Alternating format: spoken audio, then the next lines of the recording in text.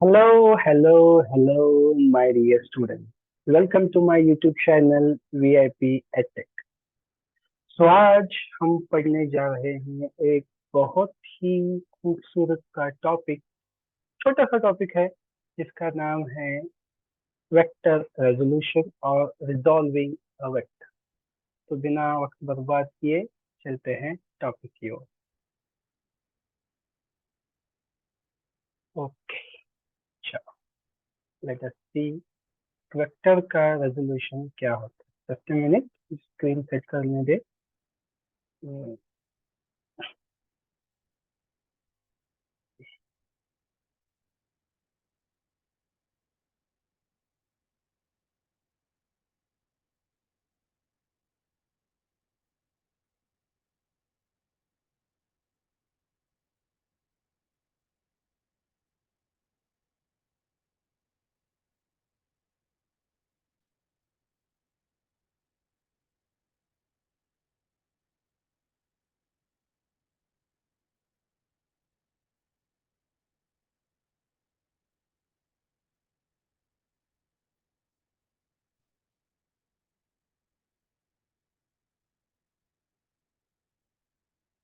Okay, तो चलो अभी शुरू करते हैं टॉपिक। तो आज का टॉपिक है रिजॉल्विंग वेक्टर।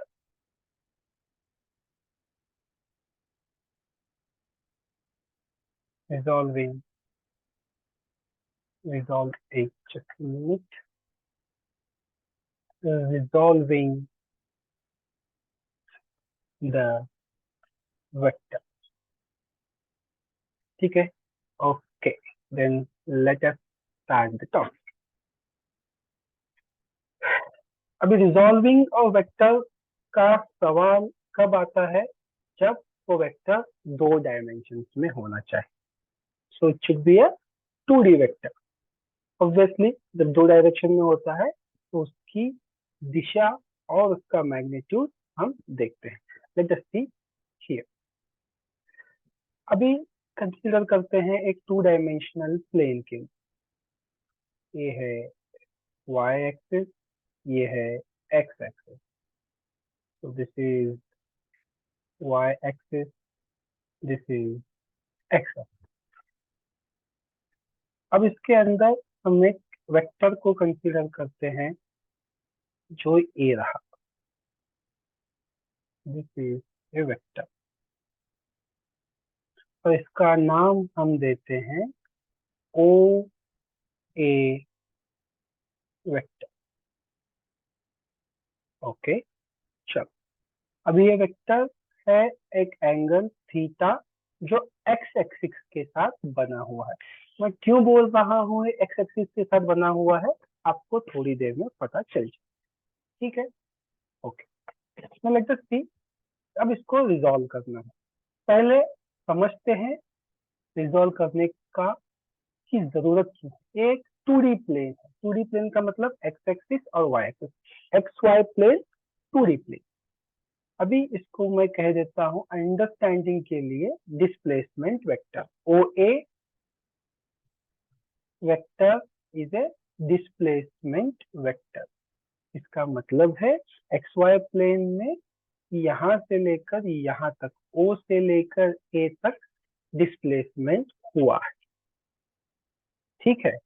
तब मुझे चाहिए कि एक्स एक्सिस में कितना डिस्प्लेसमेंट हुआ है और वाई एक्सिस में कितना डिस्प्लेसमेंट हुआ है।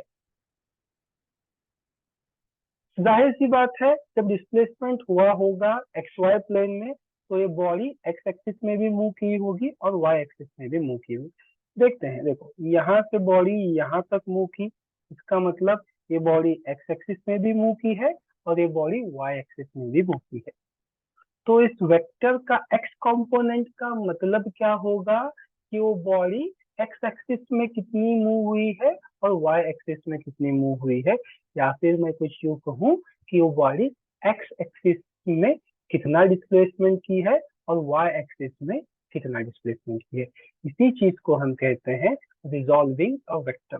अब मैं डिस्प्लेसमेंट का एग्जांपल ले रहा हूँ, ये हर वेक्टर के लिए वैलिड है। तो देखते हैं। अगर मैं यहाँ से एक डॉटेड लाइन यहाँ पर डालूं तो ये हो गया x component of this vector, जिसको मैं डिनोट करता हूँ एस एक्स वेक्टर। और अगर मैं यहाँ पर एक डॉटेड लाइन डालूं इस तरह से, तो ये चीज क्या रिप्रेजेंट करती है?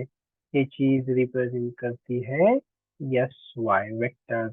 इसका मतलब है displacement in X direction, displacement in Y direction, जो कि हमें दिख भी रहा है कि ये वेक्टर जब ओ से ये गया है तो एक्स वाई प्लेन में गया है, जिसका मतलब कि वेक्टर एक्स एक्सिस में और वाई एक्सिस में मूव किया है। तो हमें निकालना है कि एक्स एक्सिस में कितना मूव किया है और वाई एक्सिस में कितना मूव किया है। इसी को हम कहते हैं resolving a vector into the respective component. Okay, तो अभी यहाँ पर हम लेते हैं sine cos theta. cos theta, let us take cos theta. तो जिसको मैं अपनी कन्वीनियंस के लिए नाम देता हूँ बी, और इसके लिए मैं नाम दे देता हूँ सी। अगर मैं कहूँ cos थीटा, तो cos थीटा क्या होगा? Opposite, sorry, adjacent by hypotenuse. What is adjacent? S x is the adjacent. What is hypotenuse? और मैं कुछ इस तरह से लिखूं, अगर adjacent is O C, hypotenuse is O A. तो OC क्या है? OC है, what is OC? OC is S X vector. और OA क्या है? S vector. या फिर इसको हम मैग्नीट्यूड की भाषा में भी लिख सकते हैं, एस एक्स बाय एस, जो कि इसका मैग्नीट्यूड होगा। और इसको हम लिखते हैं cos थीटा। अगर मुझे एस एक्स चाहिए, that is X component of that vector is equal to S into cos theta. तो एक्स एक्सिस में कितना डिस्प्लेसमेंट किया इस वेक्टर ने? यस, cos थीटा इतना डिस्प्लेसमेंट किया। अब उसी तरह से हम देखते हैं कि इसका y कंपोनेंट कितना होगा। तो इसके लिए हम लेते हैं sin थीटा। इसी तरह से अगर मैं लूँ sin theta with the same thing, अगर मैं यहाँ पर लिखूँ, एक मिनट में जाओ, थोड़ा सा इसको रब कर देता हूँ और ये 2D वाला थिंग यहाँ पर लिख देता हूँ। 2D प्लेन है, it is X Y plane. और यहाँ पर मैं इसको देखता हूँ, अगर मैं यहाँ पर करूँ साइन थीटा, तो साइन थीटा का मतलब क्या होगा? Opposite by hypotenuse. अपोजिट है AC, हाइपोटेन्यूज है OA। अब AC किसके बराबर है? What is AC? AC is equal to OB which is equal to SY। so this is SY divided by what is hypotenuse? S vector, it is S, which is equal to sin theta. तो yes Y क्या होगा? Yes Y होगा yes cos, sorry, yes sine theta. Yes sine theta. तो ये रहा हमारा S sign theta. तो इससे हमको क्या बात समझ में आई? पहली बात तो ये है कि जब ये वेक्टर है तो इसका एक्स कंपोनेंट कितना है, मतलब वो वेक्टर एक्स कंपोनेंट में कितना मैग्नीट्यूड लगा रहा है, उसी के साथ वाई कंपोनेंट में कितना मैग्नीट्यूड लगा रहा है। ये रहा इसका एक्स कंपोनेंट का मैग्नीट्यूड, इसे हम कहते हैं horizontal component of the vector, या फिर हम कहते हैं और वाई एक्सिस पे जो कंपोनेंट है उसे कहते हैं Y component of the vector. अब इसको मैं समराइज करता हूँ यहाँ पर। अगर मैं इस तरह से समराइज करूँ, ये रहा एक्स एक्सिस, ये रहा वाई एक्सिस, और यहाँ पर है ये वेक्टर, यहाँ पर है एक वेक्टर जो इस तरह से दिया गया है, और यहाँ पर दिया गया है थीटा। तो मैं इसको लिखता हूँ कुछ इस तरह से कि ये है O, ये है A, और ये है S वेक्टर। तो horizontal component of a vector, horizontal component of a vector horizontal component of S क्या होगा? ये होगा S x is equal to S cos theta. और मैं अगर लिखूं वर्टिकल कंपोनेंट, वर्टिकल कंपोनेंट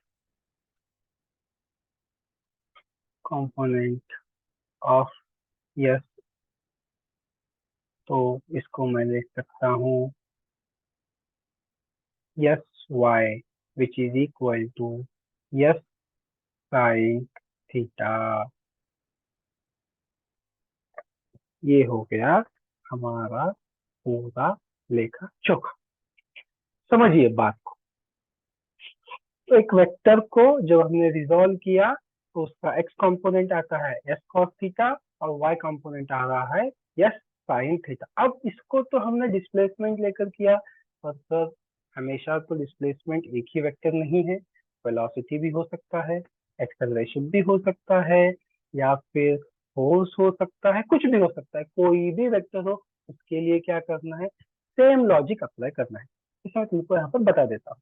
चलो, अगर यहाँ पर मैं कहूँ, ये देखो, ये है x axis, sorry, this is x axis, this is y axis, और यहाँ पर है मेरा वेलोसिटी वेक्टर, और इसको मैं कह दूं वेलोसिटी वेक्टर। तो ये क्या होगा थीटा के साथ, ये है वेलोसिटी वेक्टर v, तो ये होगा v cos थीटा, और ये वाला पार्ट यहाँ पर जो है वो होगा v sin थीटा। इसी तरह से एक और वेक्टर ले लेते हैं जिसे हम कहते हैं एक्सेलरेशन। चलो, एक और वेक्टर यहाँ पर का नाम हमने कह दिया एक्सेलरेशन। ये एक वेक्टर है, लेट अस से ये एंगल थीटा के साथ है, ये एक्सेलरेशन है, तो इसका एक्स कंपोनेंट कितना होगा, जो कि ये एक्स एक्सिस पर है और वाई एक्सिस पर है, ये होगा ए कॉस थीटा, और ये जहाँ पर लिखा गया है ये होगा ए साइन थीटा। अगर मैं फोर्स लूँ, फोर्स भी तो वेक्टर है, सही बात है सर। तो फोर्स के लिए क्या अप्लाई होगा, ये रहा यहाँ पर, ये इस तरह से, और ये है वेक्टर, और ये रही फोर्स। तो ये फोर्स जब यहाँ पर लग रही है तो इस तरह से लग रही है, तो ये है फोर्स। जब फोर्स एक इंक्लाइन एंगल में लगी तो ए एंगल हो गया थीटा। तो एक्स एक्सिस में कितनी फोर्स लगी उसे हम कहते हैं x component of the force vector, it is F cos theta. और ये क्या होगा, ये होगा एफ साइन थीटा।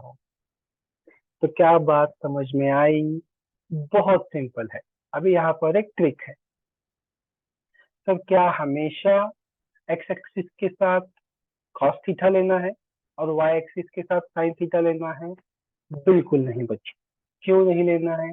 तो करना क्या है, करना बस इतना है, जिस किसी एक्सिस के साथ थीटा दिया जाएगा उस एक्सिस के साथ हमको थीटा लेना है, और दूसरे वाले एक्सिस के साथ हमको साइन थीटा लेना है। ये देखो मैं समझाता हूँ। यहाँ पर एक ट्रिक है इसको याद करने की, तो मैं तुमको बताता हूँ। फर्स्ट कीजिए, आप समझिए इस चीज को इस तरह से कि सपोज ये यहाँ पर एक्सिस है और यहाँ पर एक्सिस, एक और एक्सिस है, इसको मैं नाम दे देता हूँ एक्स एक्सिस और वाई एक्सिस। और अगर जाए वेक्टर ओरिजिन से यहाँ तक और इस बार हमें थीटा दिया गया है। कहाँ पर थीटा दिया गया है? ये वाला एंगल। अब कैसे किया जाए सर? बहुत सिंपल है। जिस किसी एक्सिस के साथ हमें थीटा दिया गया है, उस एक्सिस के साथ हमको लेना है कॉस थीटा, और उसके अदर साइड दूसरे वाले एक्सिस के साथ लेना है हमको साइन थीटा। देखो, अब इस वेक्टर को मैं नाम देता हूँ O vector, O A, which is displacement vector. समझ लो। तो इस डायरेक्शन में कितना होगा डिस्प्लेसमेंट? थोड़ा सा just minute, I will draw it properly. और ये यहाँ, तो ये कितना होगा? ये देखते हैं यहाँ पर कितना होगा। ये है, जिस एक्सिस के साथ दिया गया है उस एक्सिस के साथ हमको लिखना है cos थीटा। तो एस वेक्टर, एस वेक्टर, और इसके साथ लिख दो cos थीटा। अब ए कितना होगा? यहाँ पर मैं इस तरह से ड्रॉ करूँ तो ये होगा यस साइन थीटा। तो क्या रिमेम्बर करना है? Short trick. जब भी तुमको रिजॉल्व करना है वेक्टर, क्या करो? बहुत सिंपल सी चीज करनी है, trick. What is the trick? जिस किसी एक्सिस के साथ थीटा दिया गया है, उस एक्सिस के साथ हमको लेना है cos थीटा, और उसके अदर एक्सिस के साथ लेना है हमको sin थीटा। मैं यहाँ पर लिख देता हूँ, the axis with which theta is given, take cos theta